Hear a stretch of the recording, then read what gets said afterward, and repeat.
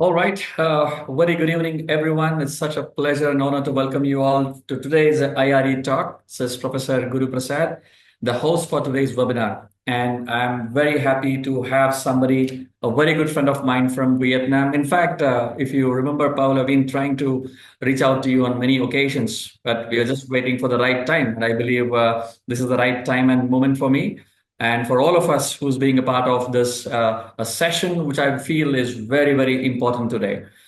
Here, it's very unique and interesting of so many topics that we have covered in the last few months, few years, I would say. This is the first time that we are connecting entrepreneurship with the mindfulness. That's Really? very important. And today we have somebody who is, a right person. In HR, we generally say this, right man in the right job. So today we have a right person speaking on a very right topic on entrepreneurship and mindfulness, the 21st century advantage. At this IRE talk. Well, Mr. Powell, I just want to tell you that IRE is one of the flagship program of GIBS, which stands for Innovation, Research, and Entrepreneurship. Just like any other business school, we give a serious thought to nurture the entrepreneurs in my institute and floating a program like this exclusively to train for the future entrepreneurs is something that are very unique compared to any of the business schools in India. I'm very happy and proud to have been associated with programs, and we have been doing a lot of sessions, a lot of virtual sessions, a lot of podcasts on this particular topic, and it has given a lot of advantage and benefits to my students, and they've ended up becoming one of the finest entrepreneurs of the country. That is something to be very, very proud of. And all the audiences today, I'm very pleased to welcome my good friend, Professor Paul Benavides is a professor of international business and media at one of the most reputed university. I had the pleasure of visiting it twice in the last couple of years, which is Swinburne University of Technology, which happens to be in Da Nang campus in Vietnam. Professor Paul, has moved out from California to China, and from right now in Vietnam. I believe is a career which is rooted in cross-cultural insight and entrepreneurial thinking. And his work spans in the intersections of global business, mindfulness, and modern leadership. So that is the right reason why I was behind Paul for this particular day. And I'm so happy on behalf of all the viewers out here and from GIBS, I extend my heartfelt welcome to Professor Paul. Yeah. Paul, welcome to the show and pleasure having you. And the stage is all yours. Thank you, Professor Guru. I got to tell you, I am very jazzed for being invited to give this talk with you guys. Like you said, we've been trying to hook this up for a couple of years now. And Right. at one point, I was scheduled to go on, but I got very, very sick. And so I owe this to you. But to be honest with you, I would have done this uh, uh, every day of the week and twice on Sunday because this is one of my favorite topics to talk about, and it's one of something that I hold very dearly in my heart. I practice it every day, and I incorporate it into all aspects of my life, into my classroom, into my research. And those who know that I really can't shut up about this. So I only have about 45 minutes to talk. But I could honestly, I could spend weeks talking about this stuff because it is such a gigantic topic. And one of the things that I want to explore with you all today is just how big this topic is. I mean, it really blows my mind. When I first started doing my research on this, it was really a rabbit's hole. I thought it was going to be surface level and then be very simple and very straightforward, but really it is a giant black hole, rabbit hole of thinking, a way of thinking, a way of living your life. And I will just scratch the surface with it with regards to entrepreneurship and why I believe in the 21st century, this skill is going to make people stand out above and beyond anything else, especially with AI coming on board. This is a human skill that AI will never be able to fully master and take over like so many others. So, but it also has roots in ancient human civilization. So this is something that's been going on for thousands of years. I know many of your students and many of the people watching now are from India, and we will talk about that as well. So, hello, everybody. It's good to be with you today. I want to start with a question for all of you, and you can write it in the chat if you want.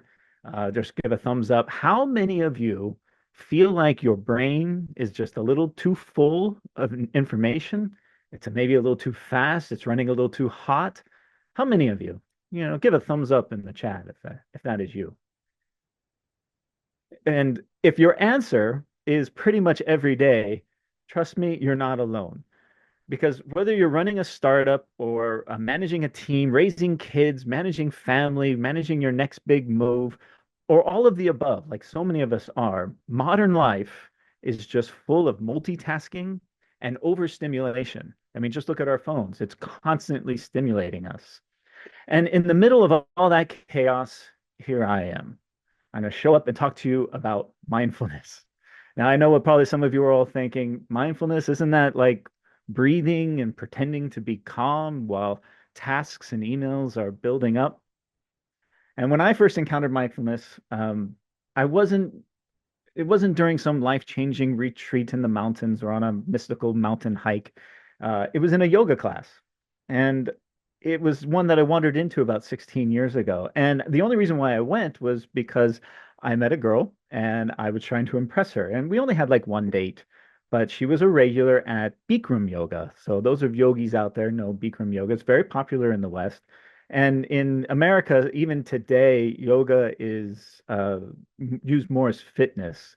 Um, but at the time, I was a young 29-year-old vice president of a national real estate company. I was working 6, 7 days a week. I was traveling constantly.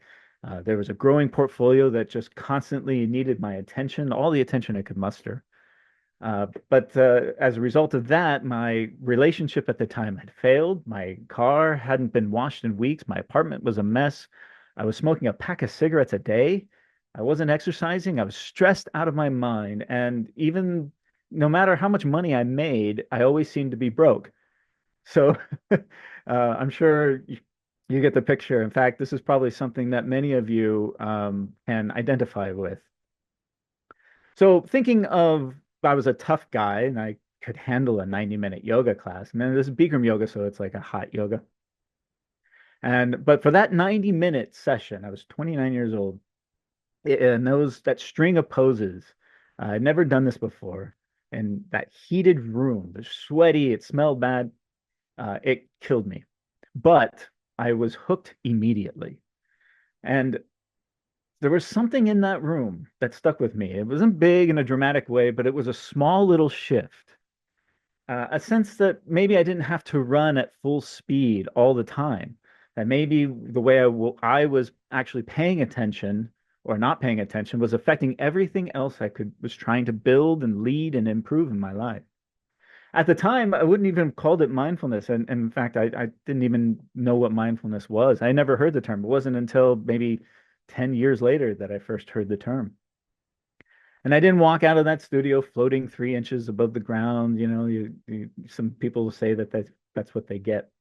And I went to work the next day just as stressed out as before, but something cracked open. A seed had been planted.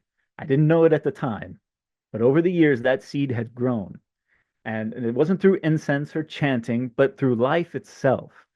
And looking back on the major moments of my life now that I've been studying this topic, I now realize that seed has always been with me. I just didn't know it at the time and I didn't have any idea what to call it. But each experience required it and it grew with my life. I saw it when I was a hotel manager in Los Angeles, where juggling demanding guests and stuff like that. I was building a YouTube channel in China, hustling deadlines and trying to, you know, um, dodge censorship, if you will, which is not easy in China. And I saw it when I moved here to Vietnam and I got married and became a dad. And I tried to keep my professional goals alive while still trying to remember where I left my car keys or my paperwork. My wife is really good at that. But the truth is, I didn't go looking for mindfulness. Mindfulness found me. It found me through pressure, through overload, through burnout, and the realization that if I didn't start handling stress better, I wasn't going to be much use to anyone, especially myself.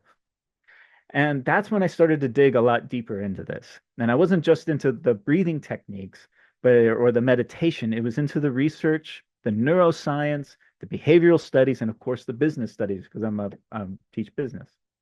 And what I found was truly eye-opening. Self-awareness turns out to be one of the strongest predictors of leadership effectiveness. Mental clarity is critical for decision making, but presence is not a luxury. anymore. It is the foundation of emotional intelligence, resilience, and trust. And those are three things we're going to talk a lot about tonight. And it's not just trust in other people, it's trust within ourselves, even in times of failure. So this is truly a superpower that humans have.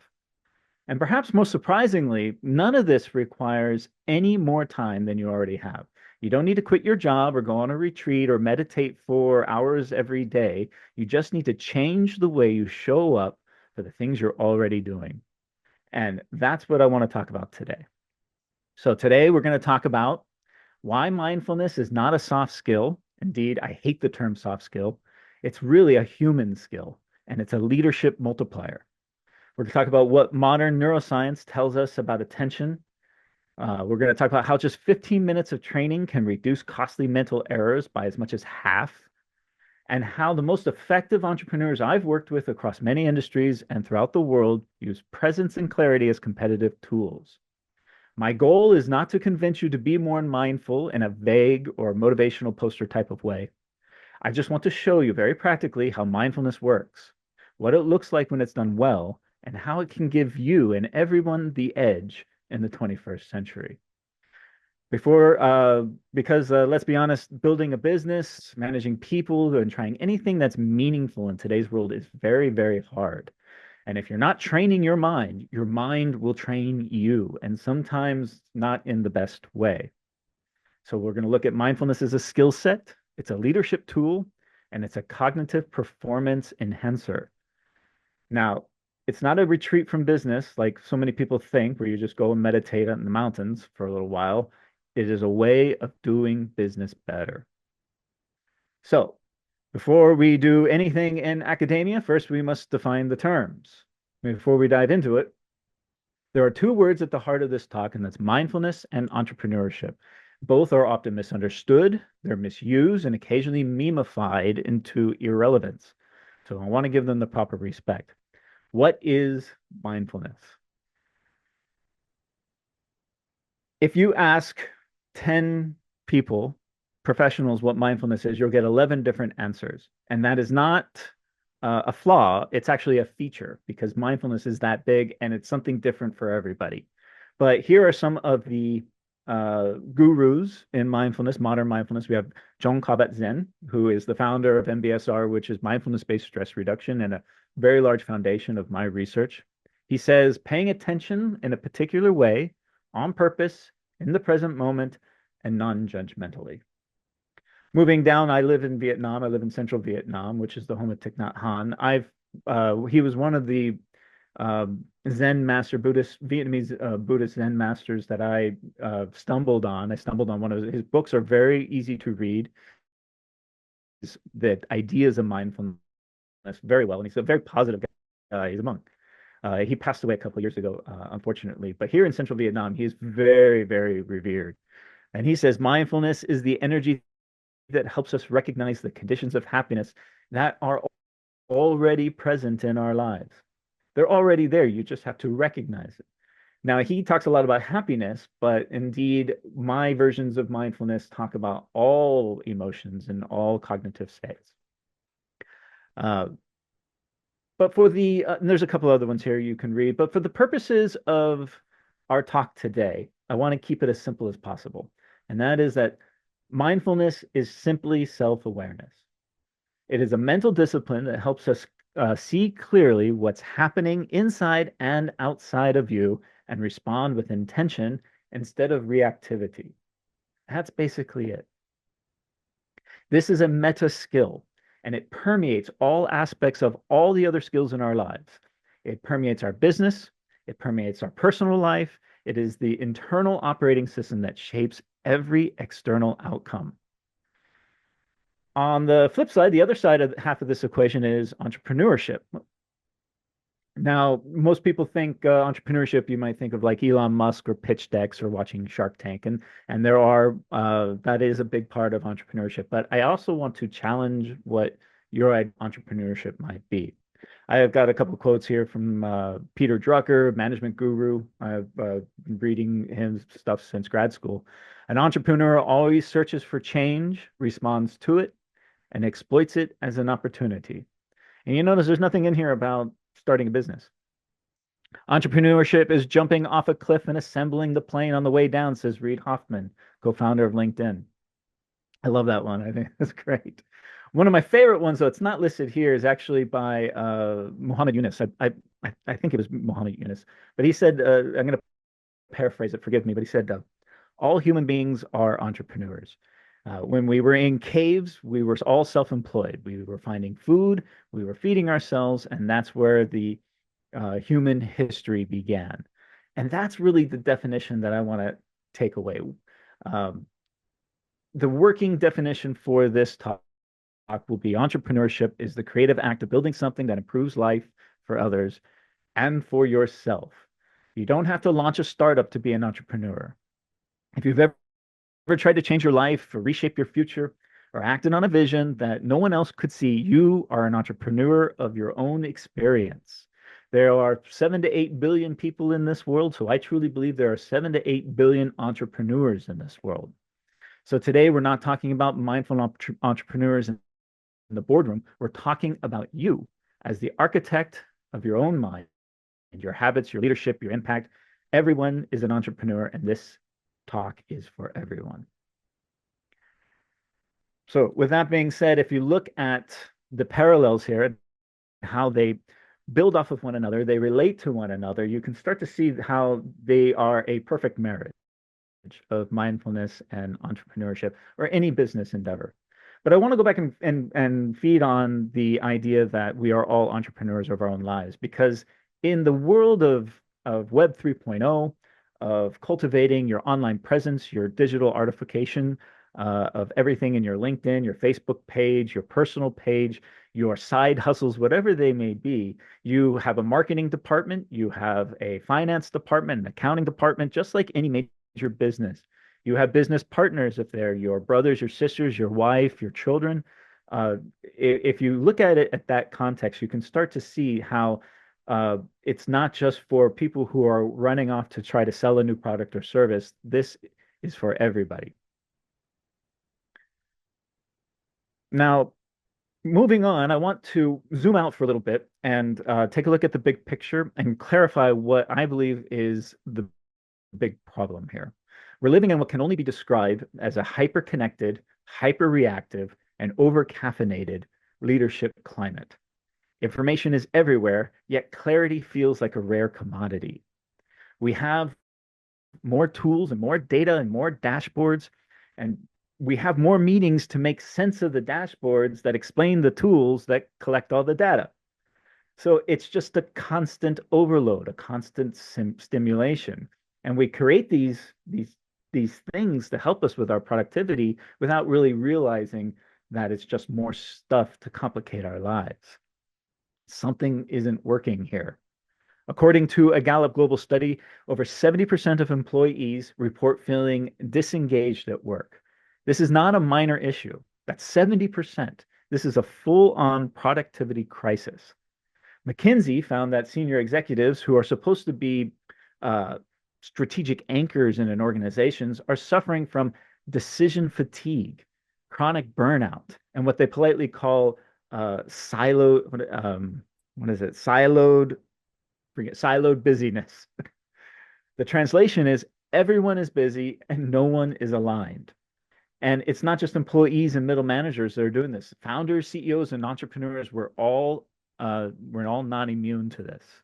The fact that we're often the most guilty of what I like to call the do more faster trap. You know this one. When a problem pops up, so we respond by working more hours. We throw an app at it. We adjust the KPIs. And when that doesn't work, we mediate late at night on Zoom or in Google Sheets and cloud surfing or whatever. Now here's the paradox. Because all of these tools we built to optimize our performance, we're still struggling with certain things like being overwhelmed. We're struggling with poor communication, shallow decision making, and a general sense that we are reacting to life instead of actually leading it. But why is that? One former Google executive put it like this, and I love this. I'm going to read it. He says, there's a mismatch between the rising complexity of the world and the flatlining capacity of the human mind. In other words, the outside world is evolving at exponential speed, but the vast majority of us are still operating with an internal mental system that we had 20 years ago. So this is the problem. I don't know if you're familiar with the term VUCA. VUCA is a concept that was developed in the late 80s and early 90s, specifically by the United States Army War College. And it was a way to describe the new strategic landscape post-Cold War. But this is also relevant in today's business world as well. So VUCA is an acronym, and it stands for volatility. Everything changes constantly. I think if you've been following the markets and Trump in the last, you can see that very closely. It stands for uncertainty. We don't know what's coming next. Complexity. There are too many moving parts to keep track of. And ambiguity. That even when we think we know, we're probably guessing.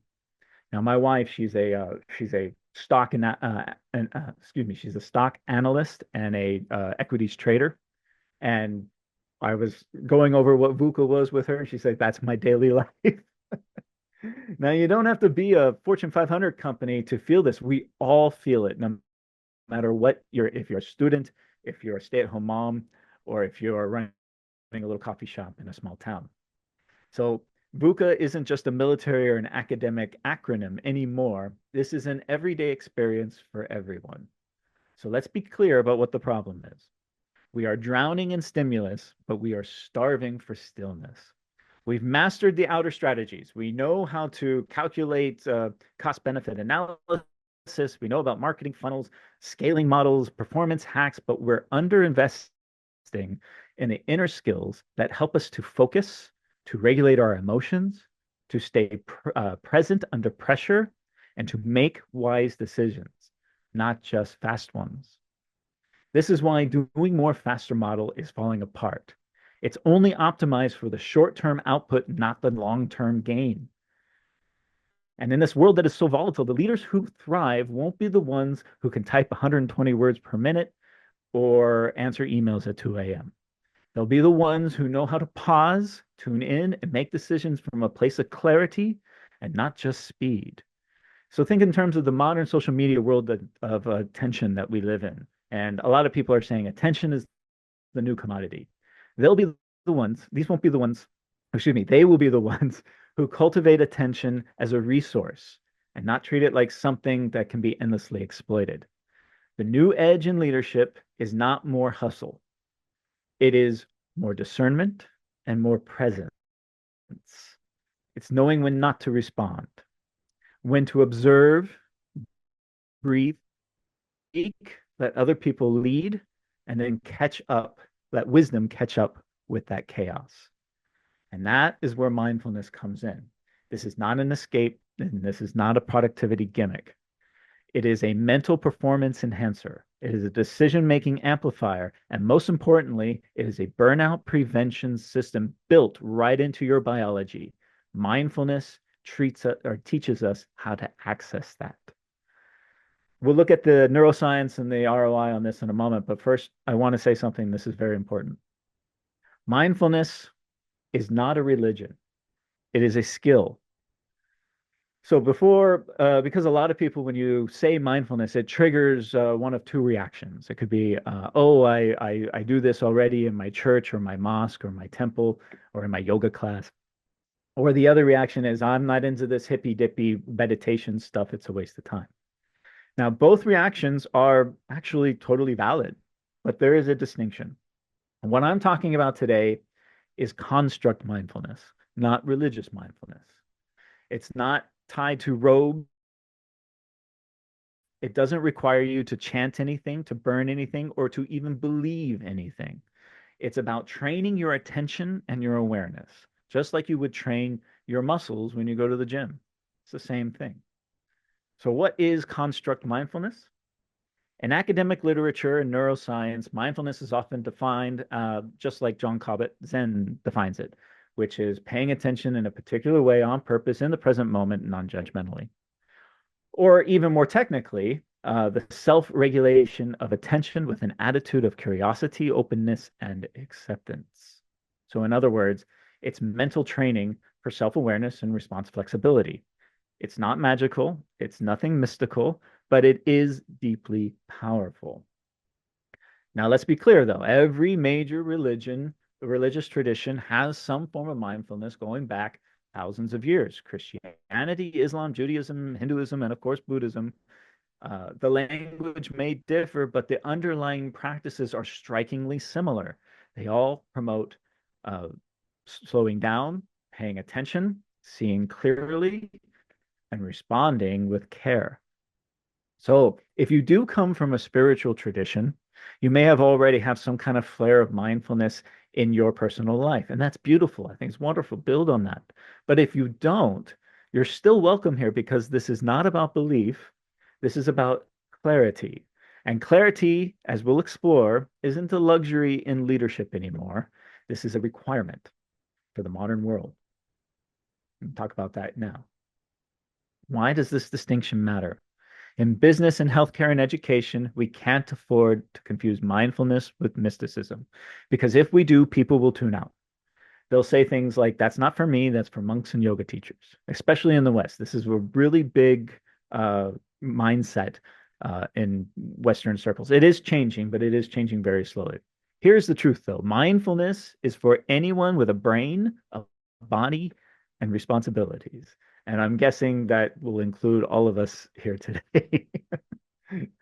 So let's talk about something that might ruffle a few feathers here.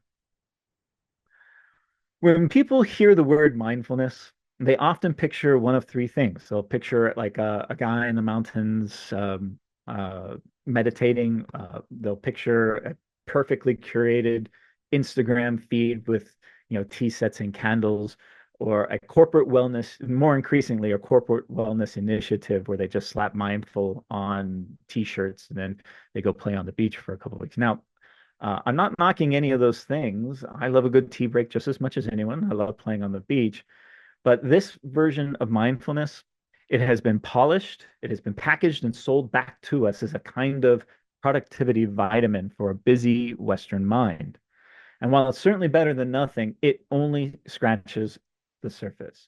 In the US alone, mindfulness market is estimated about $1.8 billion, with projections pushing it to 2.5 billion by 2030. This includes meditation apps, online courses, stress reduction programs, retreats, coaching services, and books. Lots and lots of just go into Amazon and type in mindfulness, and you'll see all the books, and of course all the research that has been published lately too. It's just been spiking. Corporate wellness on a global scale is even bigger.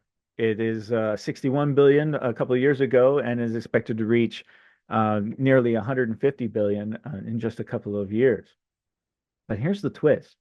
When we talk about mindfulness in business, we're not just talking about an app that reminds you to breathe. We're talking about an entire ecosystem. So if you track only the meditation industry, you're seeing only a tiny sliver of the big picture. But if you include all the sectors where mindfulness quietly shows up, even in the smallest ways, through attention training, through self-regulation, empathy building, decision hygiene, you start to see that this is no longer a niche. This is a core competency for the modern world. This is just a small little list. I can go on and on and on. It's basically every HR initiative, every job in the world has elements, and job training program in the world has elements of mindfulness in it. It's just when you track mindfulness, it's only tracked by that is what is explicitly called mindfulness. But as we'll see, this is something that is much, much bigger, much broader. So. Now, a lot of people, especially entrepreneurs and executives, and this is very true in the West. It's not so much here in Asia, but definitely in the West and in Europe. Uh, they resist mindfulness because they think that it's too soft or it's too spiritual or it's too slow. But the irony is that true mindfulness is not soft at all. It's not about escaping the moment. It's about showing up to the moment with an increased capacity. That's very difficult. That's not soft. That's hard. And that's why companies like Google, Salesforce, Intel, and even the United States Marine Corps have incorporated mindfulness into their leadership development training programs. Not because it sounds cool, but because it works. So I want to reframe this. Yes, the wellness industry has done mindfulness a bit of a disservice. It sold us an aesthetic, but forgot the ethic. It promoted relaxation, but not reflection. But if we go back to its roots, not just the Eastern roots, but the practical mental training that mindfulness really is, we can reclaim it. We can stop asking, how can mindfulness make me more productive? And start asking instead, how can mindfulness make me more human while being productive?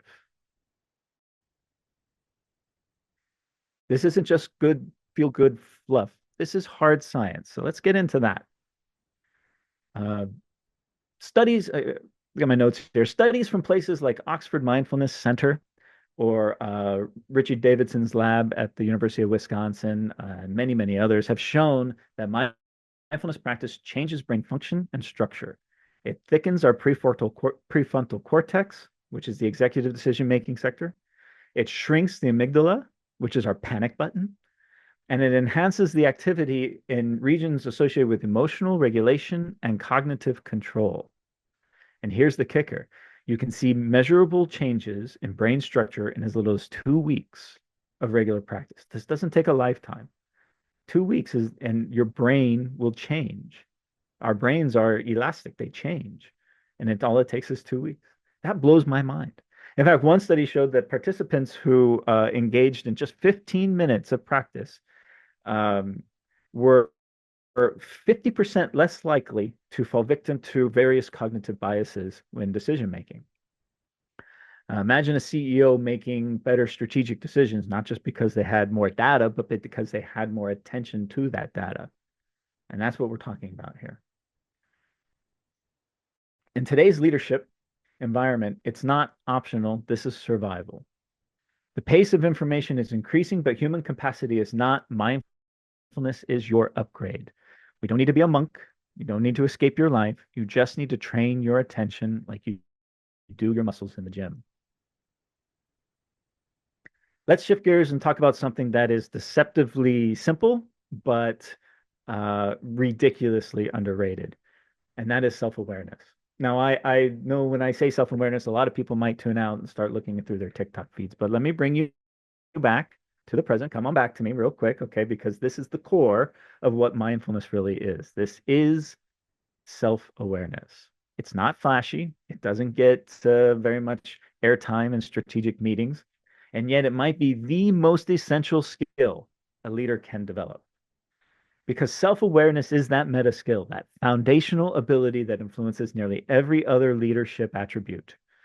If vision, strategy, and innovation are the tools of leadership, self-awareness is the hands that are holding those tools. You have to be self-aware. Now, I want to know out there, all of you watching, are you self-aware? Do you believe you are self-aware? I know when I was first asked that question, are you self-aware? Of course, I raised my hand and said, absolutely. I know everything about myself, right? But here's something that's interesting. What is self-awareness? At its most basic level, it's the ability to notice what's happening in your mind and body, catch emotional reactions before they spill out, recognize your strengths and your weaknesses, accept both as reality and not what you want them to be, and adjust your behavior accordingly. Now, many people, when you ask them this, they say, of course I do this. Of course I do this. It's what allows, here's the thing though, and this comes from organizational psychologist Dr. Tasha Eurich. She found that 95% of people, when she surveyed them, thought that they were self-aware. 95%. But when they tested them, they found that only 10 to 15% actually are. That means that if you're in a room with 100 people, it's as if 85 of them are walking around with spinach in their teeth and they have no clue.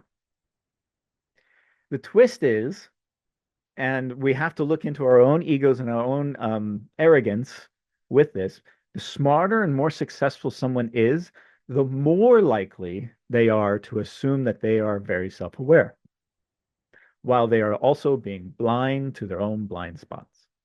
Because they are successful, because they are smart, surely they are self-aware. That is the paradox. That is the illusion. They call this the self-awareness illusion. So let's look at what actually improves when we turn down the noise and turn up our internal signals and awareness. Number one is better decisions, obviously. When you're more aware of your emotions, your thought patterns, your mental shortcomings, you're less likely to make knee-jerk decisions that you'll regret later. That's obvious, I think. Number two is fewer cognitive biases. Self-awareness is the antidote to VUCA, but it's also one of the most common traps in business, and that is cognitive bias. One I'll talk about is the sunk cost fallacy. I'm sure you're very familiar with that. This is where you're in a group and you say, I spent too much money. We spent a lot of money on this. We have to see it to the end because we spent too much money on it. We have to keep going. No, you don't. You're wrong. Or if you're in a relationship and you've spent 10 years in this relationship and you've invested all this time and energy and obviously it's not working out, but I have to stay in it, that is the sunk cost fallacy at work. Going back to the study at NSEED, it showed that people who practiced that 15 minutes of mindfulness were 50% less likely to fall into these traps. It's because awareness gives us distance from our default wiring. It introduces choice into our lives. The third is healthier cultures, not just the culture within your organization or your family, but within yourself. Self-aware leaders create psychologically safe environments. They don't bulldoze through meetings and they listen, they adjust, and their team follows suit. Psychological safety is it's contagious, but let's be honest, so is anxiety. What you model, you multiply. So study after study has shown that you get the most out of your workers and employees if you provide for them the psychological safety net in the workplace. People actively seek it, they thirst for it, and when they find it, they'll do everything they can to keep it. Number four is higher emotional intelligence. This one is huge. I know that EQ is a big deal here in Asia. It's not as much. They look more at IQ in the West. However, that is changing. People are starting to realize how important EQ really is. But you know the leaders who walk into a room and instantly just everyone calms down? This isn't necessarily because they're the smartest or the loudest. It's because they are present. And I have to say that again. They are present. They've actually trained themselves to notice what's happening in themselves and in others without being hijacked by their own emotions and their own ego. Matt Tenney puts it like this: the most powerful gift we can give another person is our full undivided attention. Just ask your wife if that's true. I know many of your wives might think, I want a new pair of earrings or a new car or a trip to Bali or something, but they'll never turn down your full and undivided attention. It is something that is so easily given, but we so rarely give it. So sometimes some people think that to get into mindfulness, you have to learn how to meditate. You have to learn you have to take time out and go to a monastery or go on some retreat or some corporate initiative. And that's not true. All you have to do is where you're sitting right now, look at various stages of your life, go back into your lives and especially transitional stages of your life. And you'll be able to analyze and find the moments of mindfulness, even if back then you didn't even know what it was. So let me give you a little history about what I'm talking about here. So when I was 20 years old, I joined the United States Air Force. So structure, discipline, follow the chain of command, zero ambiguity. I served in the combat zones, and we were on a state of constant readiness. Everything was about following orders, executing tasks, and definitely not questioning authority. It sounds efficient, and it is for the task at hand. However, this is until real life kicks in. What I started to notice even back then was how little space there was for reflection. There was no language for inner experience. There was no checking in. There was no emotional downloads, any of that. So the lesson I learned when I look back at that time 25 years ago is that you can be fully functional and completely disconnected at the same time. Mindfulness gives you that internal checkpoint. And without it, we will default to doing instead of actually being. Fast forward to many years later, I was working at the Sunset Tower Hotel in West Hollywood. And this is a famous, iconic celebrity hangout. I was one of the managers there. On the surface, it's champagne and red carpets. But behind that velvet rope, for the staff at least, it was stress, it was ego, it was emotional fire drills every single day. I had billionaires that were demanding specific food types from specific stores, and I had to send people across town to get them. I had a hotel owner that refused to serve dinner in the dining room unless it was precisely 12% dimmer in that dining room. So on the outside, I was calm. I mean, that was my job, to project calm and authority. But on the inside, my nervous system was doing jumping jacks with all this going on. And I found myself outside in the dark alley behind the hotel on many occasions, just breathing, trying to reclaim my center. I didn't know it was mindfulness back then. I just knew that I needed a moment of stillness to not lose my mind in that environment. And the lesson I learned here was that glamour doesn't always equal peace. In high performance environments, the greatest luxury is presence. Years later, I found myself teaching in Zhongshan, China. I was teaching at a university and I was filming YouTube videos for my YouTube channel and doing what I love most, exploring culture. But then COVID hit. And this is a moment that I think everyone can relate to. China's zero COVID policy hit like a steel slate. And I was locked up at my university campus 4 months, not metaphorically, literally locked up on the campus in complete isolation. There were no students, there were no faculty, there were just a couple of security guards at the front gate. I had the whole university to myself. I didn't have to wear a mask because I was like the Omega Man running around this campus. Complete isolation for months. The only company I had were a couple of stray cats.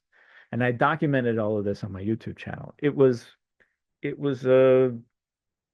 strange. But I didn't spiral out of insanity because, in fact, it was one of the biggest growth periods of my life. By that point, mindfulness wasn't a concept anymore. It was an actual lifeline. I had built the muscle of presence by then, and I started to learn what mindfulness was. I had practiced detaching from fear loops and looking at thought bubbles and watching the thoughts instead of actually becoming those thoughts. I'll talk about that in a second. So what I learned from this experience, as we all learned many things during COVID, was that you can't control the world around you, but you can train how you relate to it, especially when everything else and everyone else disappears. Now, why do these stories matter? They matter because in every chapter of my life and every chapter of your life, it reinforces this same truth. Mindfulness doesn't ask you to leave your life. It asks you to fully show up for the one you already have. You don't need anything. All you need to do is recognize the moments in your own life as opportunities to develop the habit of choosing awareness over autopilot. It could be while you're driving to work. It could be while you're brushing your teeth. These little moments in the present, these are the moments that teaches us and trains us to enhance our cognitive abilities.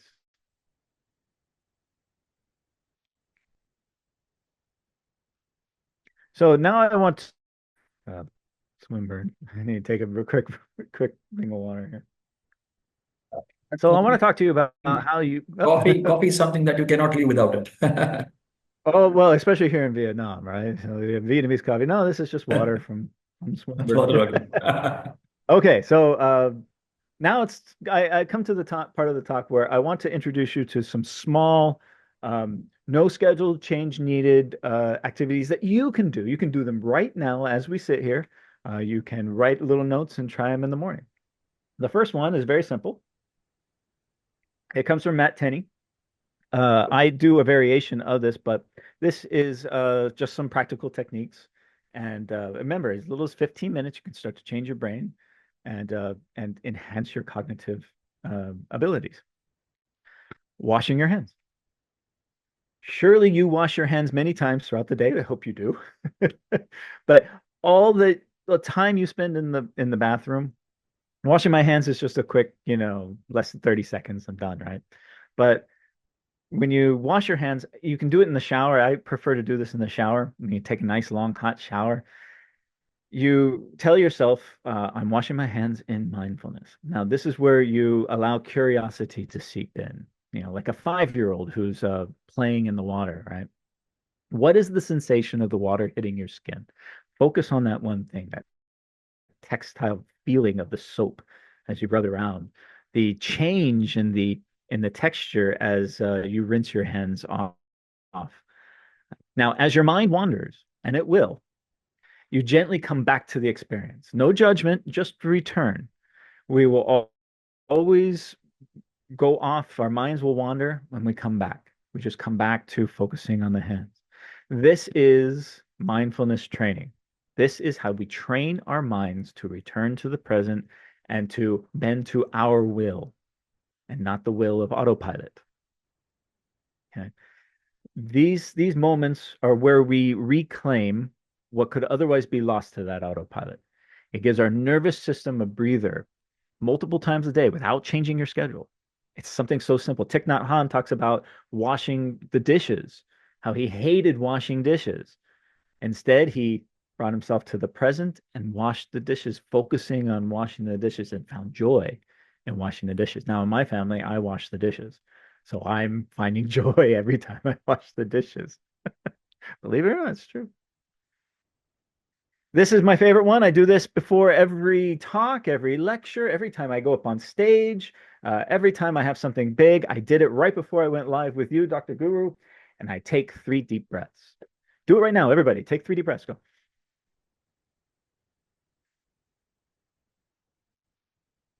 Do it one more time. Take another breath. But you don't have to like gyrate and go crazy. Just take a deep breath and you feel better. That's all it is. You're back. I'm back. Oxygen has come back into my brain. 3 deep breaths. It's like pressing a refresh button on your attention. Now, the next one's a little more complicated. Next 2 are a little more complicated. This is called Name It to Tame It. This is from Dr. Dan Siegel. It's beautifully simple, but it's amazingly powerful. So when you're emotionally hijacked, when you are stressed, you're anxious, you're angry, you're losing your temper, especially if you're driving, being, behind the road and you have some road rage, just label the emotion. That's all it takes. You just say to yourself, either silently or out loud, I'm feeling overwhelmed. This is stress. This is frustration. This is anger. Neuroscience shows that naming the emotion activates our prefrontal cortex, and that's the part of the brain that is responsible for reason and regulation. It reduces the amygdala activation, which is your emotional alarm system. You literally calm your brain just by naming what's happening. You're not there to fix the emotion. It's about creating enough space to respond to it. Very simple. The last one I'll leave you with is see the thought bubble through the bubble. This is like imagining you have your thoughts in a cartoonish little bubble above you, right? It could be like, I need to check my email, or oh, I'm hungry. What do I want for? It could be anything. Okay. Oh, I have a crisis. That's my Tuesday morning meeting with my boss. Oh, it's right on time, right? And if you envision those thoughts in a little bubble right here, you're taking them out of your brain. You're taking them out of your brain process. It's the bit of distance that gives you choice. Do I engage with that thought, or do I just watch it drift by? Thank you for coming. Stay for dinner, but thank you. Goodbye. And why does this matter? Most stress comes from not what's actually happening, The stress comes from the thoughts about what's happening. So mindfulness trains you to witness your thoughts without actually wrestling with them. So this is something that you can do like in bed, laying at night. When you have a thought, try to envision it above you, and then thank you for coming. Goodbye. It's amazingly powerful, and it works. But you can do all of these things, these daily micro moments, sitting at a red light, breathing, coming back to the present moment, brushing your teeth, drinking a glass of water. I can do it right now. I can feel the emotion, the feeling of swallowing, the coolness on the back of my throat. That's it. That's all it is.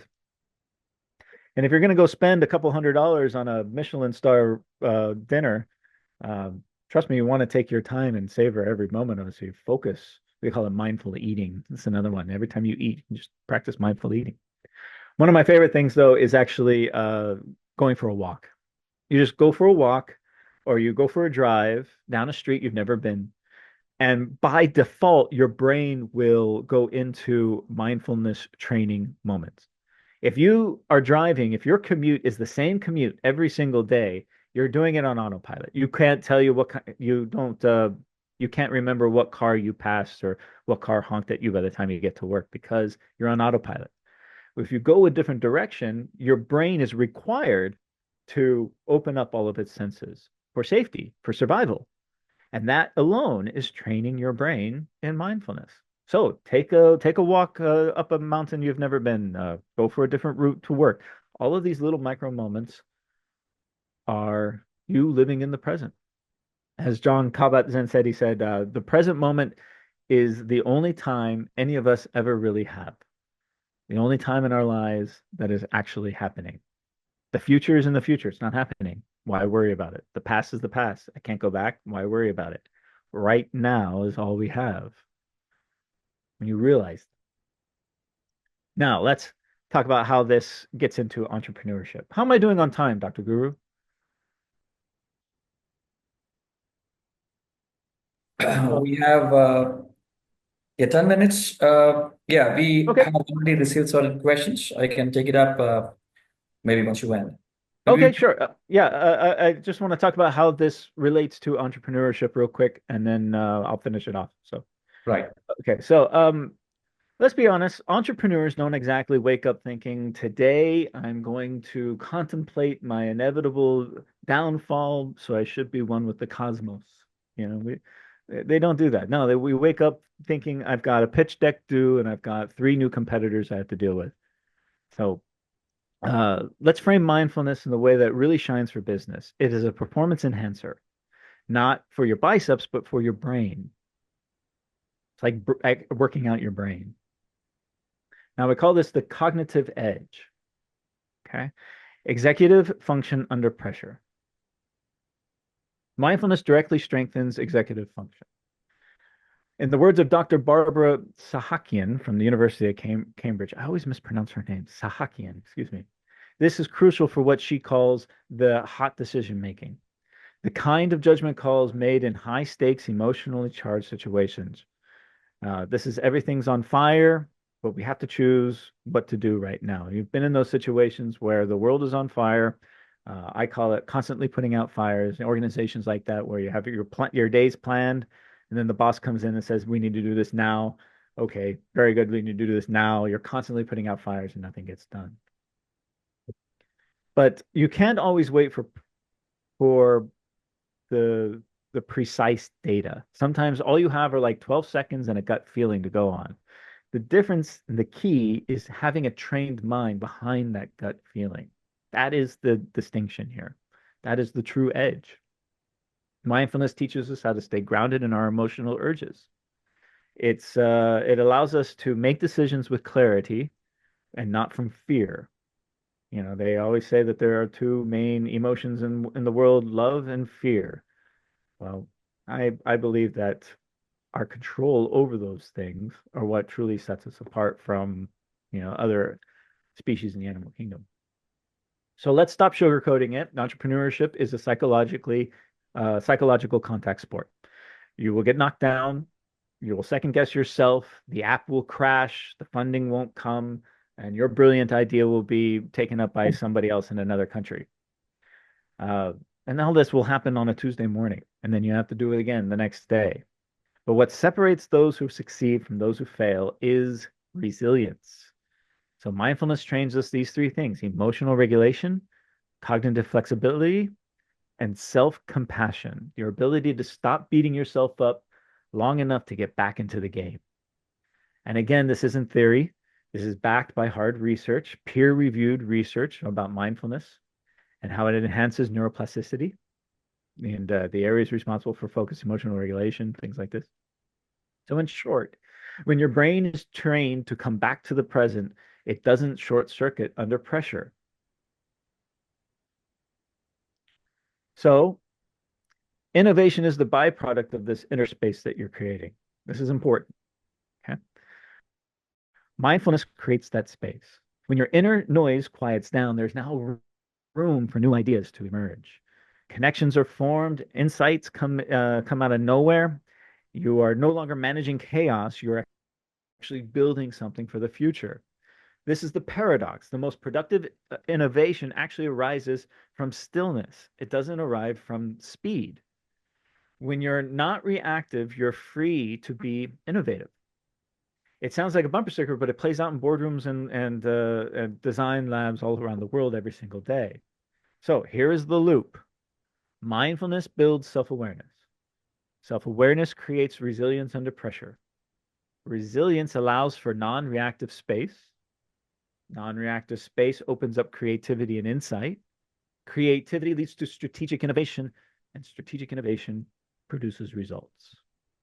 That, my friends, is the true ROI. It is not the return on investment, it is your return on intention. And it's where you can really distinguish yourself in a leadership role, in entrepreneurship and business, and indeed your life, your personal lives too. I want to take one moment and talk about one last thing: ethical leadership and compassion.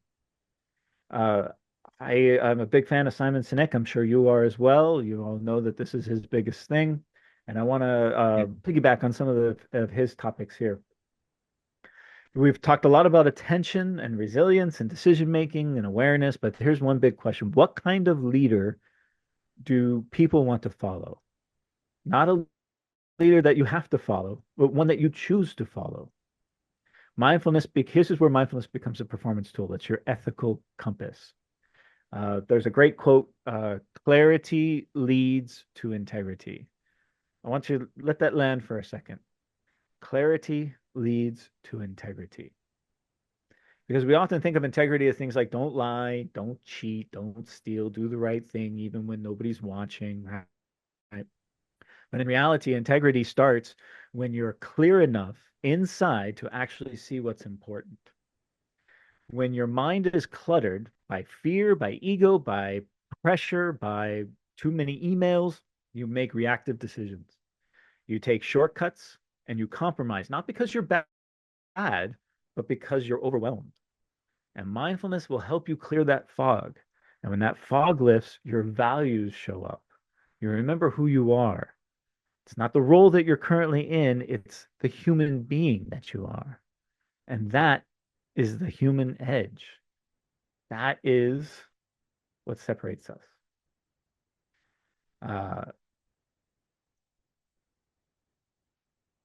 In the interest of time, I will move on. Tuning your instrument is, if you've ever been to the symphony, and the orchestra comes out, you have violins, violas, cellos, basses, you have the bassoons, everyone, and then the maestro comes out, he raises his baton, and everyone plays a single note. One single note, and they're tuning their instruments. They're tuning in it. They're signaling that this is the start of our performance. They're tuning it together. And once everything is right, go, and only then do they start to perform. Tuning your instrument, whether it be alone or with the people that you love, is a necessity in life. So comes from John Kabat-Zinn. He says, tune your instrument, tune your mind, make it sharp, practice mindfulness, learn how you think. Think about how you think. And in my world where I research this stuff, I'm actually thinking about the way people think about how they think. that makes any sense. So reframe your question. How do I get more done? No. Who am I while I'm getting this done? That is the inner edge. This is the work that you need to do. Again, you don't need any extra time. You already do it in the time you already have and the things you're already doing. It's very simple. And I wish you all the best. Thank you.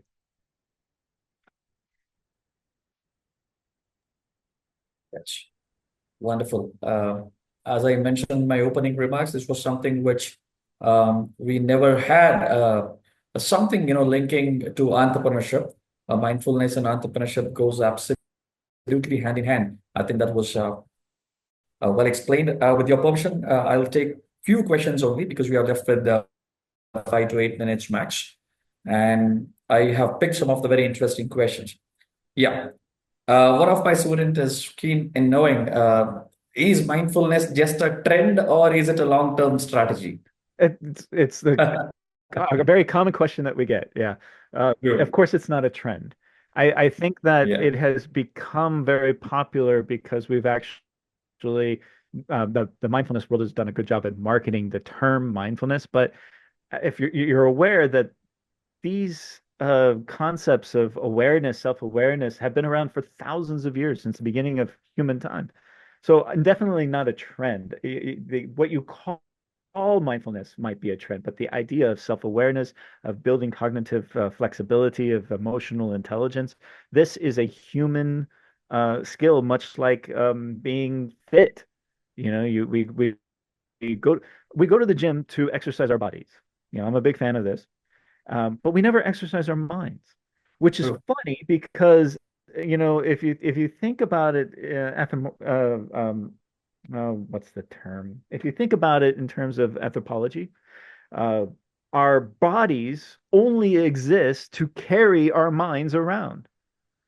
The only reason why we have lungs and to have arms and legs is to feed ourselves, to give us the nutrients and the water to make our brains function.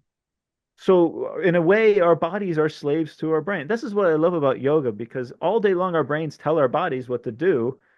But in yoga, it's our chance for our body to tell our mind, hey, this is how I'm doing. So we spend all this time exercising our bodies to try to stay fit, to try to live long lives, but we don't take any time or we don't think about how we can exercise our brain because just as our muscles change, so do our brain. Our brain can change. My brain is much different than it was when I was a kid.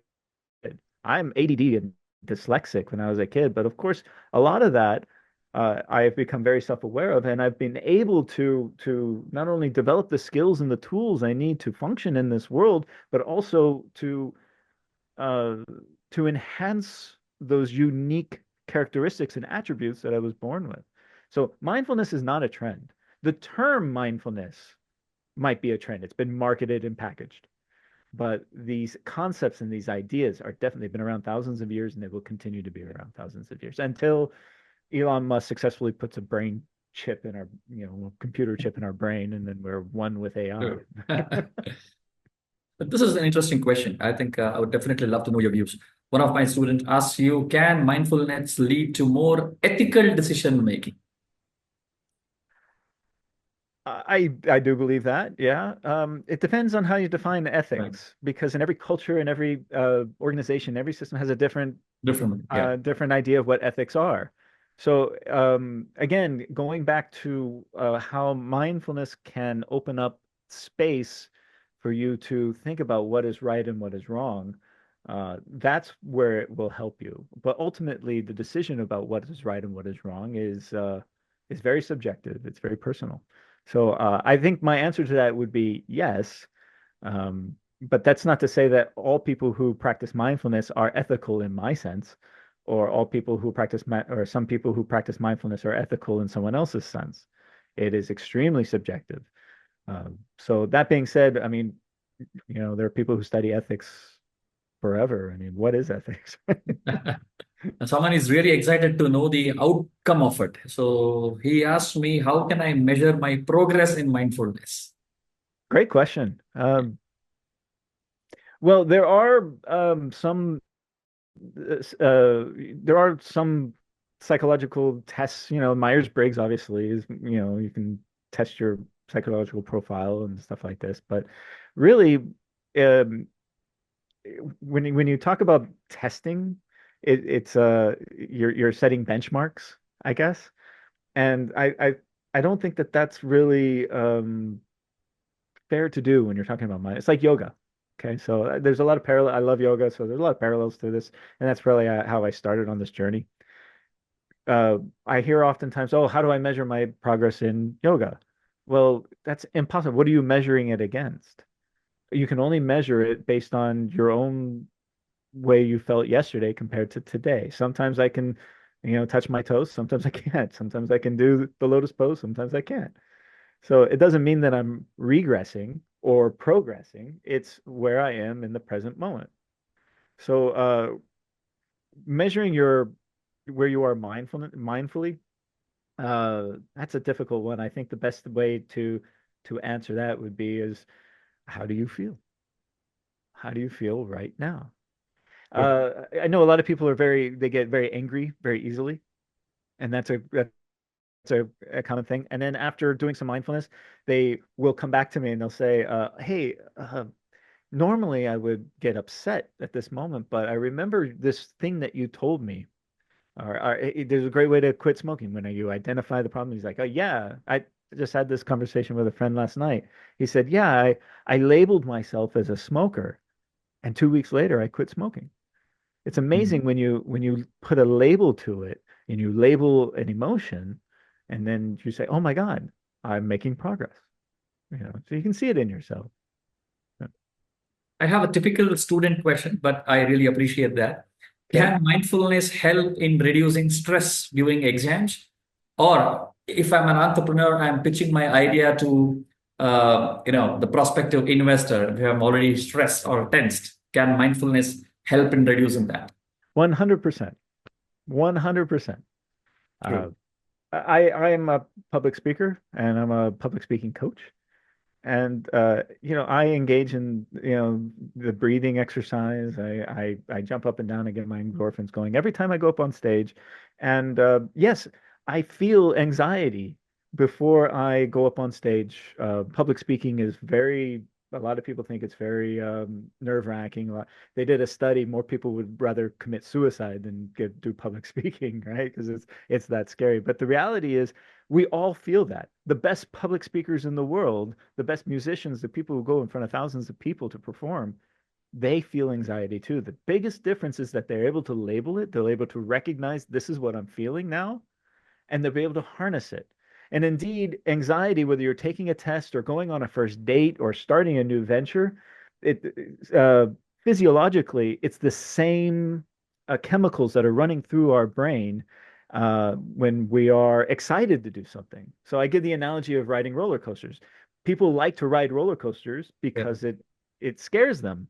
It's the same physiological reaction. So whenever you're feeling anxiety, flip the script in your brain, flip the paradigm and say, I'm no longer scared to take this test. I'm excited to take this test.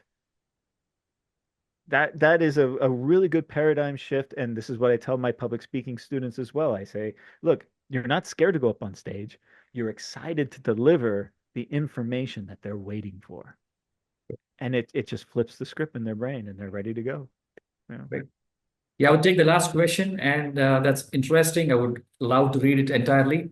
Hi, Paul. It was amazing session. It was pleasure listening to you. I have started meditating for the last 1 month, and I'm actively diving into philosophy and spirituality. My question is, what would be your ideal morning and night routines to energize and make yourself aware as an individual? Great question. Thank you very much for all of these questions are wonderful and I appreciate them all. I went through some sessions where I would meditate a lot. Living here on the beach, I would go out in the morning in the sunrise and it's so beautiful. And I would pick a spot and do some focus meditation.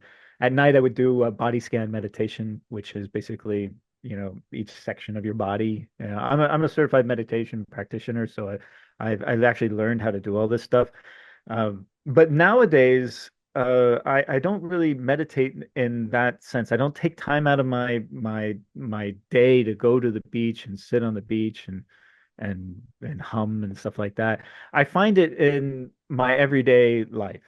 I've been able to incorporate it into my drive to work, to eating dinner with my family, all these little things. And so rather than having a routine where I meditate here and I do this meditation, then I take a cold plunge bath, and then I meditate some more, and then I journal. You hear a lot of the self-help gurus online. So I don't know anyone in real life who actually follows those steps until 11 a.m. and then they start their day. Uh, so my morning routine is I wake up around 5:30, 6 a.m. My wife is already up before me, starting her day. And I have a quick breakfast. I walk my daughter to school, and then I start my work day. Sometimes I start my work day, researching, reading, writing, filming. Sometimes I'm driving someplace, preparing a lecture. It changes every day, and I think that that is one of the keys, for me at least. As an ADD, I have to have that constant distraction, because if I'm set in a routine every single day, my dopamine baseline will drop, and then that opens up. Uh, that's why a lot of people with ADD and stuff are susceptible to addictive substance, right? So I know that about my brain. I know that I have a low baseline of dopamine. So having a varied, not a routine, but a varied lifestyle, and that's one of the reasons why I'm a teacher at a university, because it allows me to adopt that, and that's why I flourish in this environment. So it really depends on you personally, where you are and how your brain works and how you have cultivated your lifestyle. Um, but as far as meditation goes, I think meditation is wonderful. I think everyone should do it, but you don't need to block out an hour here for this particular type. Whatever you're feeling at the type, do that. If you're not feeling like meditating, don't do it. Do something else. Absolutely. Wonderful. Wonderful. Paul, I would definitely love to mention, I've been flooded with a lot of questions here, but due to paucity of time, I cannot take them all. I apologize all my students and the participants who have joined from rest of the business schools and across Well, India. if you don't, I didn't give my contact information, but if you don't mind, Yes, just let me share one thing real quick with your that with would your be great. students here. Okay. Uh, okay, share this. All right. So these are my YouTube channels. You can find me at walkaboutrojo.com. I don't sell anything there. I don't have books or courses or coaching. I'm an academic. I don't have any of that. But Mhm. the one on the right is Walkabout Rojo. That is my longtime vlog. That is my creative outlet. This is just fun culture things. I upload constantly there. You can find me there. But my new one is called Walkabout Elevations. It's brand new, and it's an accompaniment to my research. And I welcome all of you to follow and to share and ask questions, send me emails, because I love engaging in this stuff on my free time. So that's how you find me, and I look forward to answering any of your questions outside of this Great. forum. Students, please make a note of that. Maybe I'm sure you have taken a screenshot of that and you can follow Professor Paul. I'm sure he's a There you go. great resource for the topic that he's speaking today. Well, Professor Paul, I should really appreciate for the wonderful interactions that we had and the result. I did not say about it. The number of questions that I received in my inbox itself says about your session. So I'm really happy that you're able to find time and deliver something very, very important today because a lot of them have this question about stress management, Mhm. mindfulness, and in order to be a successful entrepreneur of tomorrow, which is itself is a volatile journey. I think mindfulness plays a very important role. The best thing all your students can do is just Mhm. research it on their own. Just Google it, ask AI, go to YouTube, find something that resonates with you for stress management, because we all have different, and stay away from alcohol and drugs. Absolutely. Great. Copy that also, Valencia. Yeah. Yeah. So yes, Professor Paul, thank you so much on behalf of all the participants out here and on behalf of GIBS, I extend my heartfelt thanks to you. And my next invitation would be that you would be in my campus very soon. I hope to be. I really do. I've never been to India. It is a pilgrimage that I've promised you I would do, but I've been promising myself for as long as I can remember. It's just it's And time, and I hope to get there soon. But you promised me a yoga session when I go, though, right? Absolutely, absolutely. And needless to say, Swinburne in Vietnam has always been my favorite destination. I've already Oh, been twice beautiful over there. here. I'm sure I'll have many more to go for sure. We have people like you and rest of my friends in Swinburne. I'm always pleasure there to come down. And you're always Anyways, welcome, my friend. Always welcome. yes, thank you so much. Thank you, all the students, all the audiences from across India who have joined this particular session. Appreciate your patience listening throughout. I think for the first time that we drag a session, usually end up on time, but then that for obvious reason because people were excited to ask questions, and that says how interactive you were today. And very soon, this will be uploaded in the YouTube channel as well. You can rewind yourself and have a look at the whole session once again if you have any doubts. But otherwise, I'm sure he has shared his YouTube channel and other details. You can always get in touch with him for any kind of assistance. I'm sure Professor Paul will be very open to that. Absolutely. All right. So thank you so much. Thank you everyone for joining us. And this is Professor Guru Prasad from GIBS signing off. Thanks for watching.